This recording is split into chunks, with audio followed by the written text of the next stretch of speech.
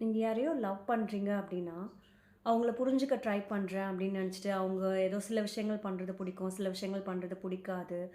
அவங்கள வந்து புரிஞ்சுக்க ட்ரை பண்றேன் அப்படின்னு சொல்லி நீங்க வந்து நெறைய டைம் ஸ்பெண்ட் பண்ணி யோசிச்சுட்டு இருந்தீங்கன்னா, கண்டிப்பா உங்களால அவங்க வந்து அவங்கள புரிஞ்சுக்கவும் முடியாது. அவங்க மேல 100% லவ்வும் பண்ண முடியாது.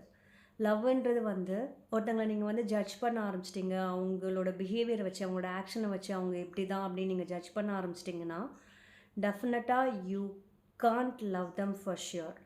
ஸோ யார் மேலேயாவது உங்களுக்கு லவ் இருந்துச்சுன்னா, டோன்ட் ஜட்ஜ் தெம். அவங்க எப்படி இருந்தாலும் சரி, நீங்க எப்பவுமே லவ் வந்து குடுத்துட்டே இருந்தீங்கன்னா, you will not think that இது என்ன லவ் இப்படி தான் இருக்குமா? இது லவ்வா? இல்ல இவங்கள நமக்கு புடிக்கல அப்படின்ற மாரி எந்த தாட்டுமே வராது. No matter how they are. நீங்க வந்து உங்களுக்கு ஒரு ஃபீலிங் ஆஃப் லவ் இருக்குல்ல, அத வந்து கரெக்ட்டா எக்ஸ்பிரஸ் பண்ணீங்கன்னா, everything will be go fine.